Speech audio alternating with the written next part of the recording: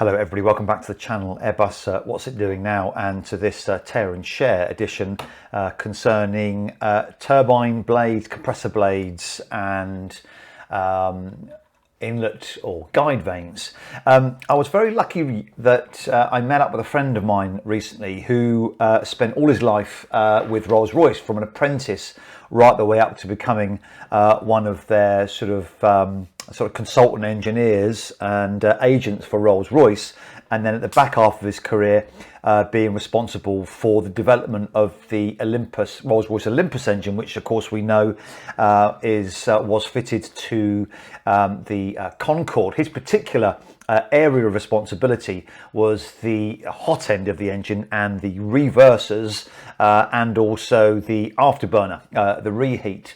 And as we got talking, he went into his garage, came out and pulled out some sections of the hot part of the Olympus engine, which was fantastic to see, because we never get to see this stuff really. We only read about it and see cross sections, but to actually get my hands on it was fantastic, and actually look around it in detail. So that's what this video is about. Hopefully it's going to be short, but those of you that know me and have been trained by me know that I never keep anything short.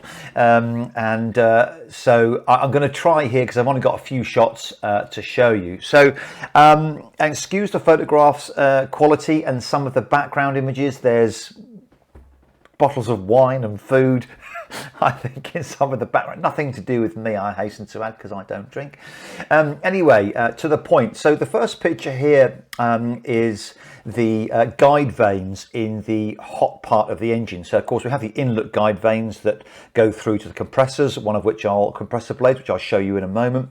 But this one is the guide vanes before they go on to the several stages of turbine, which I believe on the Olympus engine was 4 stages, and the compressor had maybe 6 stages, but don't take my word on that, it doesn't really matter. But so as the gas is ignited, the purpose of these guide vanes then is to take that swirl out of the motion of the airflow, the hot airflow that's been exhausted, and to channel it then into the guide vanes, through the guide vanes and onto the turbine blades themselves. Now you'll see in here lots of tiny little perforations, little dots, and these are little holes that are used to cool the guide vanes. Like you can imagine, this is a very hot section of the engine. This is the gases coming out after combustion, after it's been compressed and ignited. It's gone through the combustion chamber, it's getting blasted out the back now, and this is the first thing that it meets, is these inlet guide vanes. So you can imagine the exhaust temperatures are very, very hot. There's bleed fan air or compressor air that is fed through channels into the guide vanes and then out through these tiny holes here. I think I've got a picture from a little bit closer up here as well, so you can see there really close up. These holes are not just on the leading edge, but they go all the way back to the trailing edge of the guide vane, which I found quite interesting. Sorry, as I just come out of shot there, just to move this along a little bit. And then as you look at it from I think this is the top section. Yes, you can see the aerofoil section there. So this is, if you like, looking at the top, and as if the mass flow was coming from my thumb to the bottom of the picture, because you can see the shape of the wing shape here, the form they take, and then the air, then in the excess air comes out of the top, and the excess air then gets exhausted. So you can see right the way through the profile there. And then this is the reverse section as the air comes around the sort of the back end of the plate of the inlet guide vane. So and you can see the curvature there. This would obviously be fitted to a ring essentially of many of these inlet guide vanes, 30 something I think I remember him saying, so this then would channel the air onto the blades, the turbine blades. I think there are 4 stages of turbine blades, varying in size, and you can see one here. Now, I think these are made from titanium. In fact, he actually gave me one here. So this is what we're looking at. So I've got this to keep. So yeah, you can look at the picture, or you can look at this. It's up to you. This is the fir tree mechanism. You'll be familiar with this. This is how the blades on the CFM CEO engines are attached, and they just basically slot in. That's why on the CFMs you hear this sort of the clunking when they're not under load.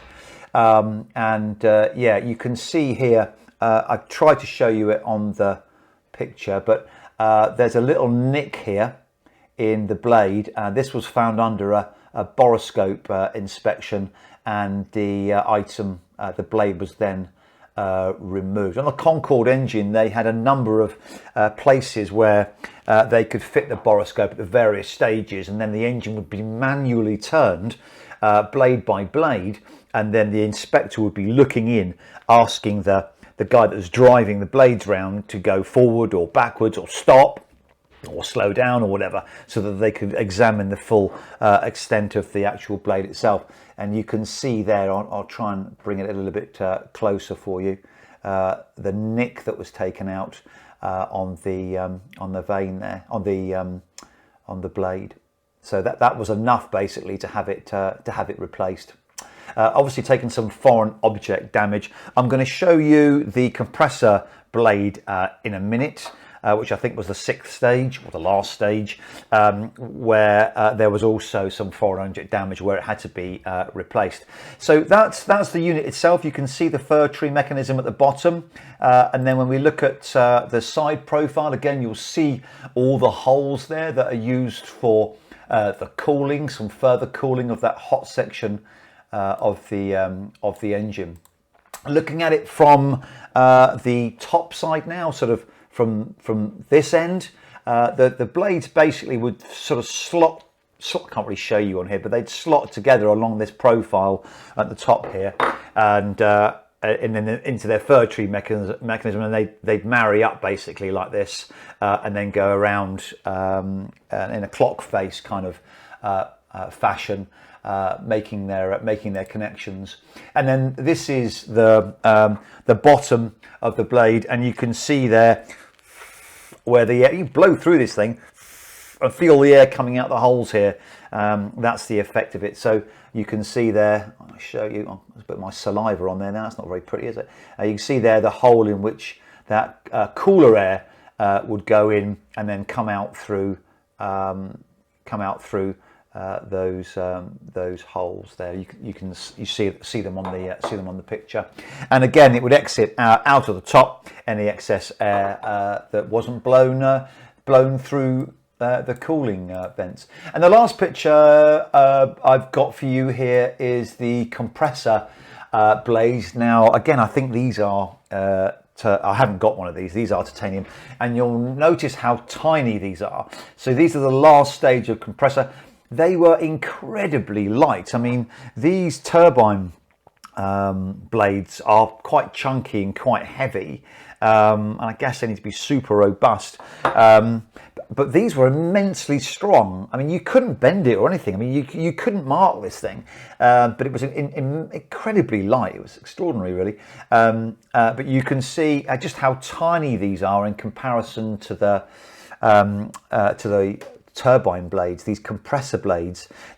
Obviously the first, second and third stage, they all sort of the difference in size, obviously. So this is the last stage, which I think is the 6th stage, because I think it's a 6-stage compressor axle flow on the Olympus engine. But you'll notice there on those pictures there's some damage on the trailing edge, and again this was from foreign object damage, which caused... well, interesting about this particular story about these blades is that the engine wouldn't start at hot temperatures, and these two blades here, the air loss over them was enough to not start the engine. They were having some problems, so the engineer chap, the friend of mine, they adjusted the fuel flow to get the engine to operate and start, and then it was okay when it's self-sustained. It then metered itself, but they adjust the metering valve on there to actually get the engine started, launched it, and then it got the items then got replaced, and these I'm not too sure if it's both of them or one of them were replaced at a later stage, I guess. And now you can see it a little bit closer up.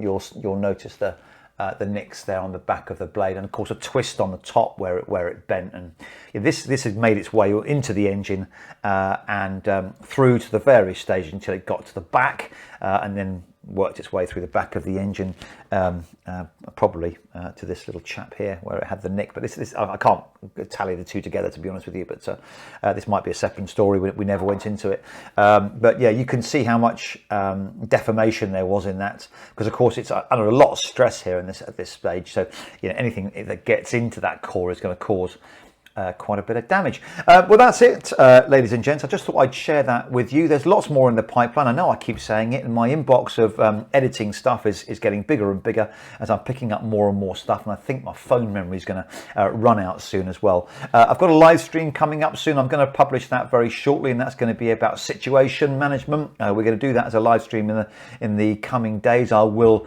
release that to you very shortly. Thanks for watching. Keep the plate spinning, stay safe, and I'll look forward to seeing you on another episode in the very near future. Thanks very much, and bye for now.